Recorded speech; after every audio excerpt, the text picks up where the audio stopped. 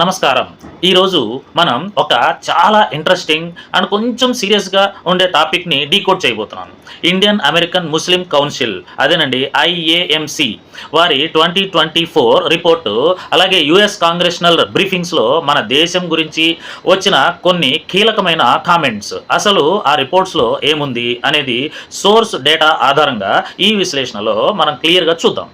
ఈ మొత్తం రిపోర్ట్ని మనం ఈజీగా అర్థం చేసుకోవడానికి 5 భాగాలుగా విభజించాం.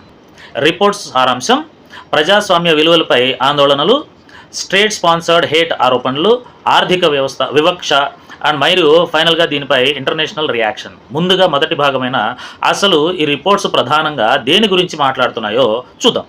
సో మనం మాట్లాడుకోబోయే ఈ మొత్తం అనాలిసిస్కి మెయిన్ సోర్సే ఈ రిపోర్టే.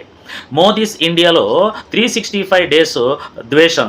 దీన్ని టైటిల్ వింటేనే అర్థమవుతుంది కదా మనకి ఇది ఎంత స్ట్రాంగ్ అధికార పార్టీ మైనారిటీలను పక్కన పెట్టడానికి అలాగే మన ప్రజాస్వామ్య వ్యవస్థలను బలహీనపరచడానికి ప్రయత్నిస్తుందని తీవ్రమైన ఆరోపణలు చేస్తుంది. ఇక రెండవ సెక్షన్కి వస్తే ప్రజాస్వామ్య విలువలపై ఉన్న ఆందోళనలు అంటే ప్రధానంగా బహిష్కరణలు, సెన్సార్షిప్ గురించి రిపోర్ట్ ఏం చెప్తుందో గమనిద్దాం. ఇక్కడ ఈ నంబర్ చూడండి 141. ఇది నిజంగా ఒక షాకింగ్ డేటా పాయింట్ అని వాళ్ళు కోట్ చేస్తున్నారు. ఎందుకంటే రాహుల్ గాంధీ, మహువా మొయిత్రా లాంటి ప్రముఖులతో సహా ఏకంగా 141 మంది పైగా ప్రతిపక్ష నేతలను పార్లమెంటు నుండి సస్పెండ్ చేయడం ప్రజాస్వామ్యానికి ఒక పెద్ద ముప్పు అని ఈ సోర్సెస్ వివరిస్తున్నాయి. దీనికి కొనసాగింపుగా మరో షాకింగ్ నంబర్, అది 200. అవును, ఇది మణిపూర్లో ఏకంగా 200 రోజుల పాటు ఇంటర్నెట్ సేవల షట్ డౌన్ విధించడం జరిగింది. ప్రభుత్వ సెన్సార్షిప్ అసలు ఏ రేంజ్లో ఉందో చెప్పడానికి ఈ రిపోర్టు దీన్ని ఒక పెద్ద ఉదాహరణగా చూపిస్తుంది. ప్రజల సమాచార హక్కును ఇది ఎలా కంట్రోల్ చేస్తుందో మనం గమనించవచ్చు. ఇక పత్రికా స్వేచ్ఛ మీద వాళ్ళు ఇచ్చిన ఒక టైం లైన్ చూస్తే మనకి పరిస్థితి ఎలా ఉందో అర్థమవుతుంది. జనవరి 2023లో ప్రధాని మోదీపై బీబీసీ డాక్యుమెంటరీ రావడం, వెంటనే ఫిబ్రవరి 2023లో వారి ఆఫీసులపై దాడులు, ఆ తర్వాత అక్టోబర్ 2023లో ఏకంగా ఉగ్రవాద వ్యతిరేక చట్టాల కింద న్యూస్ క్లిక్ వ్యవస్థాపకుడి అరెస్ట్. ఇదంతా చూస్తుంటే స్వతంత్ర మీడియాను ఉద్దేశపూర్వకంగానే సైలెంట్ చేస్తున్నారు అని రిపోర్టు గట్టిగా వాదిస్తుంది. ఇక మూడో సెక్షన్కి వెళ్దాం. ఇక్కడే చాలా సున్నితమైన ఆరోపణలు ఉన్నాయి. అదేంటండి అంటే ప్రభుత్వ మద్దతుతో జరుగుతున్నాయంటున్న ద్వేషపూరిత విధానాలు మరియు దాడుల గురించి. ముఖ్యంగా కొన్ని చట్టాలను ఈ రిపోర్టు పాయింట్అవుట్ చేస్తుంది. సిఏఏ, ఎన్ఆర్సీ, అలాగే రాష్ట్రాల్లో తీసుకొచ్చిన మత మార్పిడి వ్యతిరేక చట్టాలు, కర్ణాటక హిజాబ్ బ్యాన్, ఇలాంటివన్నీ కూడా ముస్లిం మరియు క్రైస్తవ జనాభాను క్రమబద్ధంగా అణచివేసే టూల్స్గా వాడుతున్నారని ఐఐఎంసీ రిపోర్ట్ స్పష్టం చేస్తుంది. ఈ సమానత్వ హక్కుకే పూర్తిగా విరుద్ధమని వారి ప్రధాన వాదన. మరొక కళ్ళు చెదిరే గణాంకం ఇక్కడ ఉంది, 1200. హర్యానాలో ఏకంగా 1200కు పైగా ముస్లింలకు చెందిన ఇళ్ళు, దుకాణాలను బుల్డోజర్లతో కూల్చేశారు అని రిపోర్ట్ పేర్కొంది. ఇది just law and order issue కాదని, పర్టికులర్గా ఒక వర్గంలో భయం క్రియేట్ చేయడానికే ప్రభుత్వమే వాడుతున్న పద్ధతి అని వాళ్ళు విశ్లేషిస్తున్నారు. ఇంకా గ్రౌండ్ లెవెల్లో జరుగుతున్న పరిణామాలను చూస్తే రామనవమి లాంటి పవిత్రమైన పండుగలను కేవలం ఉత్సవాలుగా కాకుండా మైనారిటీల మీద ద్వేషాన్ని పెంచడానికి అలాగే పారామిలిటరీ బృందాల ద్వారా హింసను రెచ్చగొట్టడానికి ఎలా వాడుకుంటున్నారో ఈ సోర్స్ మెటీరియల్స్ మనకి చాలా డీటెయిల్డ్గా రాసుకొచ్చాయి. గో సంరక్షణ పేరుతో జరుగుతున్న హింసను కూడా ఇందులో స్పెషల్గా ప్రస్తావించారు. దీని అంతటికీ సంబంధించి రిపోర్ట్లో ఉన్న ఒక డైరెక్ట్ కోట్ని ఉన్నట్లుగా చూద్దాం. ఇక్కడ ఇండియాలో జరుగుతున్న అత్యధిక విద్వేషపూరిత నేరాల వెనుక హిందూ జాతీయవాద సంస్థల హస్తం ఉంది అని రిపోర్టు కొండబద్దలు కొట్టినట్టు చెబుతుంది. అంటే అధికార పక్షానికి మరియు ఈ పారామిలిటరీ హింసకు లింక్ ఉంది అనేది వారి డైరెక్ట్ వాదన. ఇప్పుడు 4వ సెక్షన్కి వస్తే ఇది ఆర్థిక మరియు చట్టపరమైన వివక్ష గురించి వివరిస్తుంది. ఒక్కసారి ఈ నెంబర్ చూడండి, $218 బిలియన్. సో అంటే మాటలు కాదు కదా.